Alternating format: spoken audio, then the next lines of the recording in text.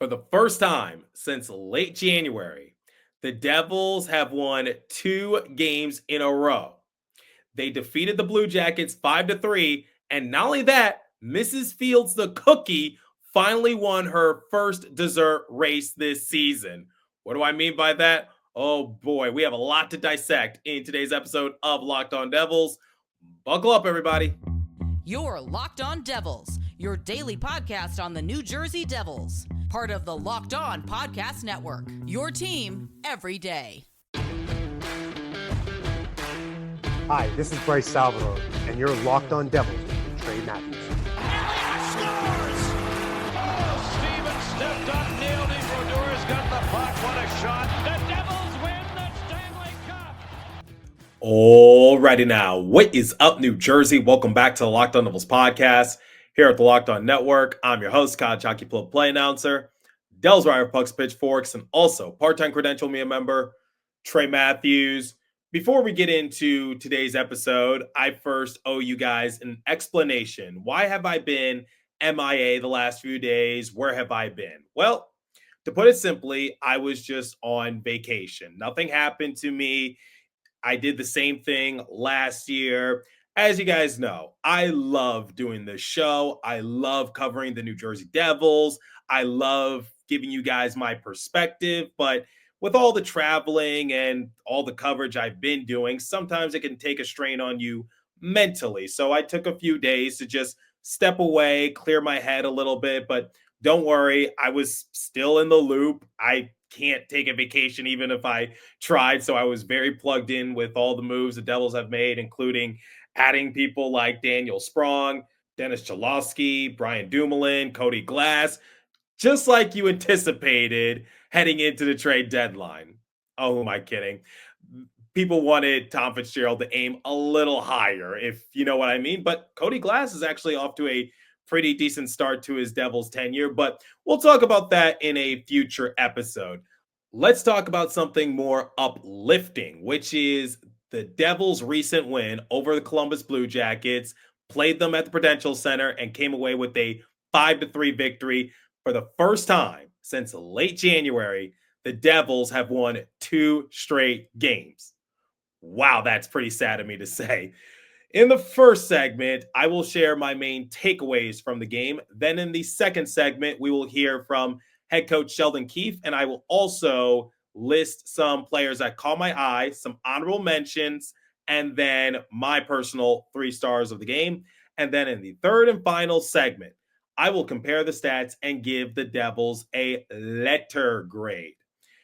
All right, let's talk about the importance of this game, because going into this matchup, everybody on social media was saying that this was probably the biggest game of the year for the Devils. Now, imagine if I said that back in September, that one of the Devils' biggest games this year would be against the Blue Jackets. I think people would give a confused look. Why is that the case? Well, the Devils don't really have a big points cushion. They're currently 3rd in the Metropolitan Division. And like I've said in a prior episode, the name of the game for the Devils going the rest of the way, especially without Jack Hughes, they have to limp across the finish line so that way they could still punch their ticket to the playoffs. Because the ultimate goal for New Jersey this season, playoffs or bust. And if they fall out of the playoff picture after getting off to a tremendous start of the season, that is an epic collapse. And I said, barring anything catastrophic happening, this Devils team is still going to the playoffs. Knock on wood. So with the Blue Jackets holding the second wild card position, the Devils have now put themselves 6 points ahead of them. I think the most likely scenario, if the Devils are able to stay afloat, is that they're going to finish 3rd in the Metro and then take on the Hurricanes in the first round of the playoffs. But I will talk about that in a future episode, just focusing on this particular win.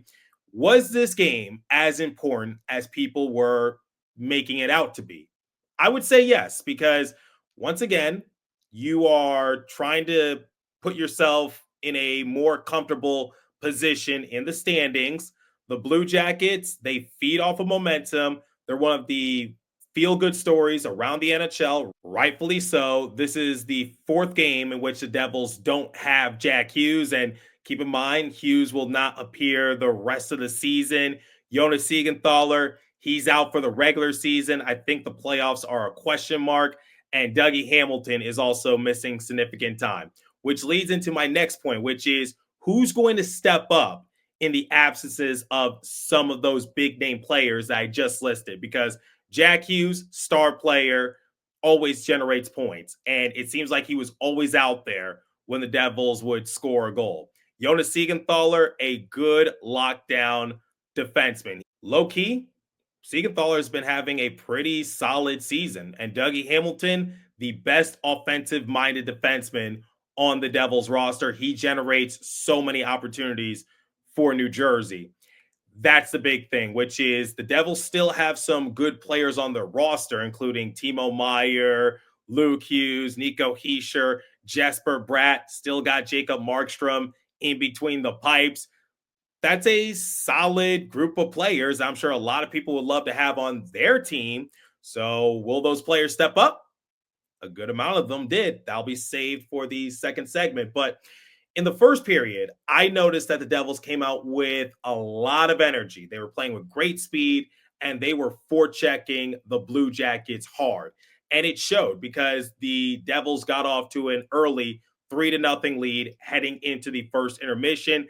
I believe that's the first time this season that the Devils have scored 3 goals in the first period. So it seemed like that the Devils were on their way to a blowout, but remember, the Blue Jackets are a good team this year and they feed off of momentum. All they needed was just one. And Matthew Olivier, he netted the first goal for the Blue Jackets in the second period. Then Marchenko, he got a goal to cut the lead to 1. And all of a sudden, that lead started to get smaller, smaller, and smaller.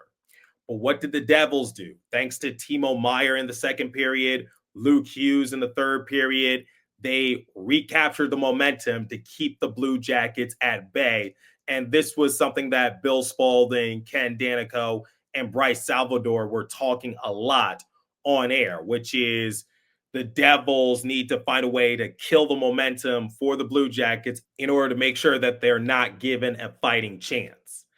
And something that also gave the Devils a lot of energy was their power play. And Nico Hischier scored on the man advantage in the first period to give the Devils a 1-0 lead. Whenever the Devils were on the power play, they had an extra pep in their step. And we can talk all we want about the Devils, but the one thing that's been consistent all year long has been their special teams, because their power play continues to be elite. And they relied on their power play a lot, especially early on in the season. And here we are. We're in the final stages of the regular season. Devils still have a playoff position, and their power play continues to be a strength for them.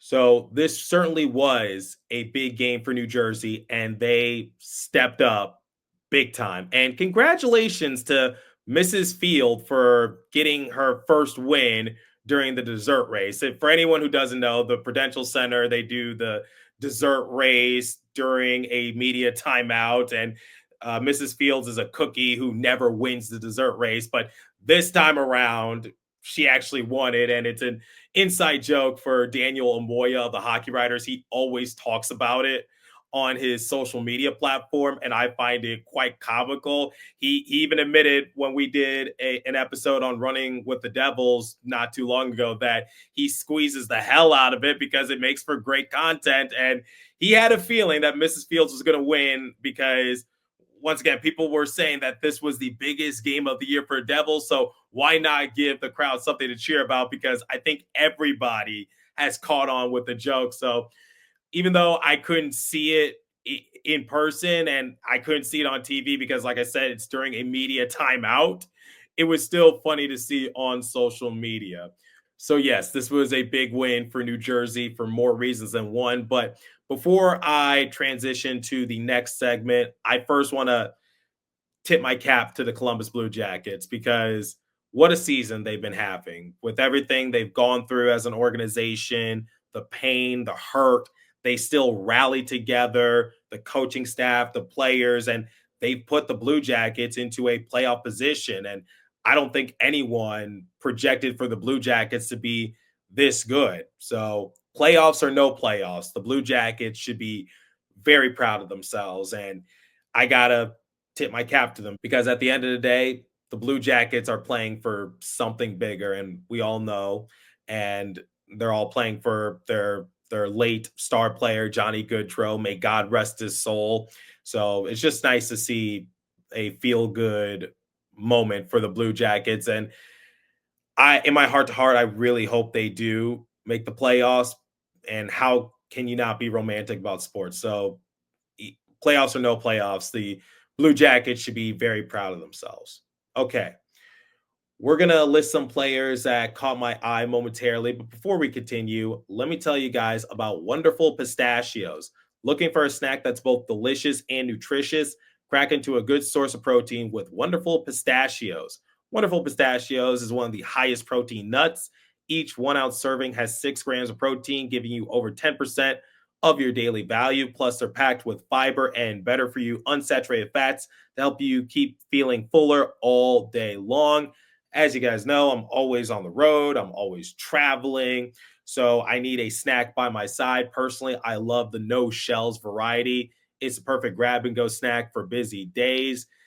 Get snackin and get crackin with a snack that packs a protein punch. Visit wonderfulpistachios.com to learn more. Okay, here's what head coach Sheldon Keefe had to say to the media post-game about his team's effort. And after we play the soundbite, I will list some players that caught my eye. Take a listen.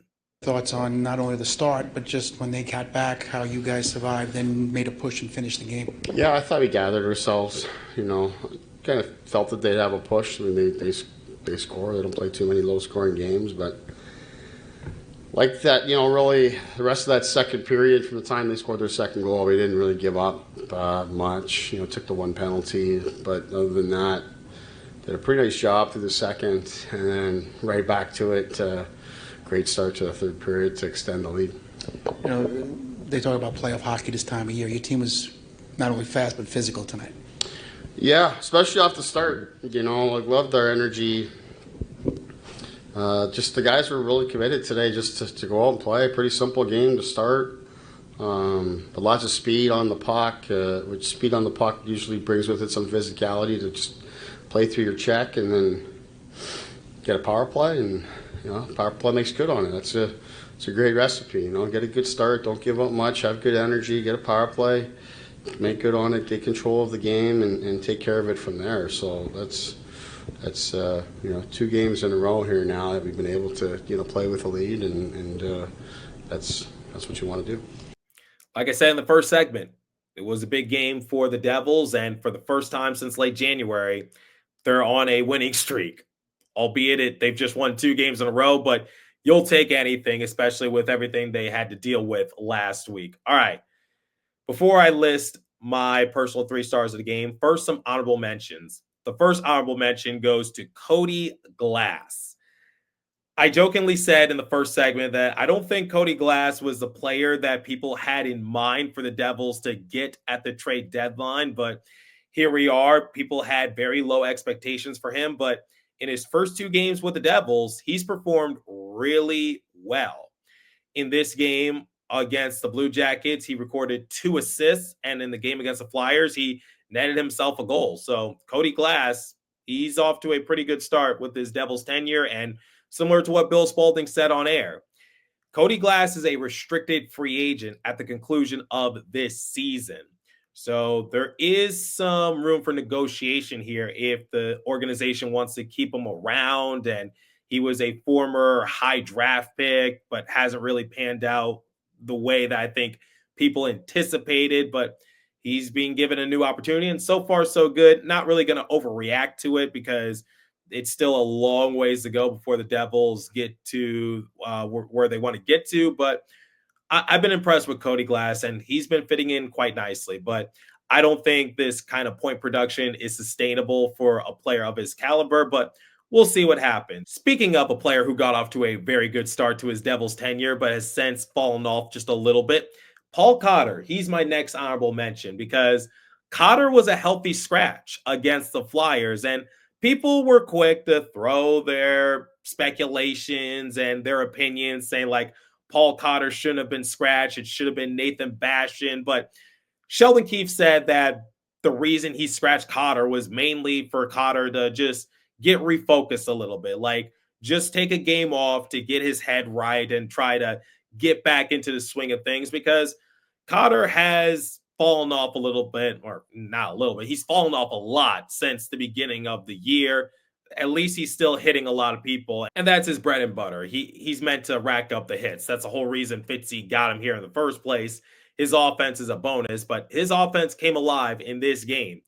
After getting a penalty, serving his time, Cotter checked out of the box, and he was immediately dished the puck, and he used his wheels, great speed. He went 5-hole on Elvis Merzlikins, and I'm sure that had to feel pretty good for Paul Cotter to get that goal after being scratched because for a long time, points have been tough to come by for PC, but I think he's been doing pretty well. 14th goal of the season.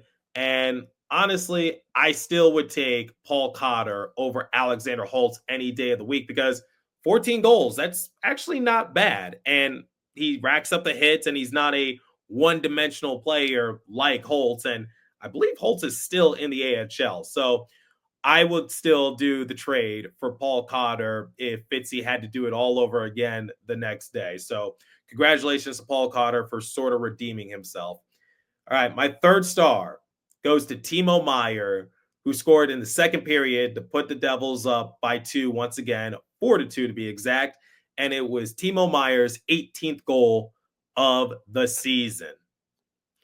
Timo Meier has actually been having a good year. I know it doesn't really reflect in the points total. I know people want Meier to recreate what he did in San Jose where he scored 40 goals, but Timo creates good chances for the Devils, like chugging down the lane, using his big body frame to his advantage. It's something that we've been seeing throughout his tenure with the Devils.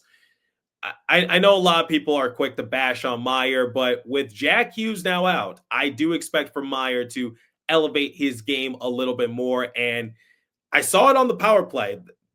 Prior to Nico Hischier scoring, Meier had a shot that went off the post, but the Devils were able to recollect it, and then Hischier scored on the power play, but Meier was credited with nothing. He didn't get an assist, but he did create that chance for New Jersey. So Daniel Amoya, once again, of the Hockey Writers, he brought it up in our recent discussion when we appeared on Running with the Devils, which is Timo Meier, still a good player, creates decent chances, doesn't reflect in the points, but I'm glad that, once again, he's starting to find the back of the net a little more consistently. And remember, it's March. Usually Timo Meier elevates his game come March.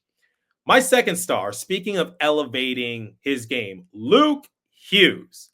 He scored in the third period to put the Devils up 5-2 to really put the game out of reach. Hughes has 9 points in his last 10 games. In this particular matchup, he had a multi-point outing, 1 goal, 1 assist. With Jonas Siegenthaler out, with Dougie Hamilton out, it's up to Luke Hughes to really hold down the blue line. And remember, Hughes has been solid defensively, but his main point of emphasis is obviously offense. And he's continuing to do that. And he might have to carry some of the scoring load for his brother as well. I know he's a defenseman, but he has to elevate his game now that the Devils are missing a decent amount of bodies. So Luke Hughes gets my second star of the game. And then my first star goes to the best player in the NHL, Jesper Bratt, 3-point outing, 2 assists, 1 goal. Jesper Bratt, once again, having a really good season, and Bratter is actually close to breaking some Devils history. During the 1993-1994 season, defenseman Scott Stevens had 60 assists that year, which is the Devils' record. And right now, Bratt has 55 with a decent amount of games remaining. So I think if all goes well for Jesper Bratt, he is on pace to break Scott Stevens' single season record for assists. I'm really hoping that Jesper Bratt can pull through because I talked about it when I appeared on Running with the Devils, which, by the way, I've been promoting the hell out of that episode I did with Ace of Running with the Devils, Daniel Moya, and Sam Wu. If you're curious to hear that discussion, I will leave a link to it in the description. Felt like we got the Avengers together, a lot of well-known Devils content creators collaborating on one particular episode. Had a lot of fun. Check it out in the description if you want to. But back to Jesper Bratt. 3 points in this game. Phenomenal outing from Jesper Bratt. He is now their best points getter with Jack Hughes shelved for the rest of the year. All right. We're going to compare the stats, give the Devils a letter grade. But before we continue, let me tell you guys about Factor. Looking to optimize your nutrition this year, Factor makes eating well easy with chef-prepared, dietitian-approved meals that are fresh, never frozen, and ready to heat and eat in just 2 minutes. With 40 options across 8 dietary preferences every week, you can customize your meals to fit your lifestyle, whether it's calorie smart, protein plus, or keto. Plus, Factor even offers wholesome smoothies, breakfast, and grab-and-go snacks to keep you fueled all day long. I recently tried their Protein Plus meals, and they were packed with flavor and kept me full throughout the day. Eat smart with Factor. Get started at factormeals.com/lockedonnhl50 off and use the code LockedOnNHL50 off to get 50% off your first box plus free shipping. That's code LockedOnNHL50 off at factormeals.com/LockedOnNHL50 off to get 50% off plus free shipping on your first box.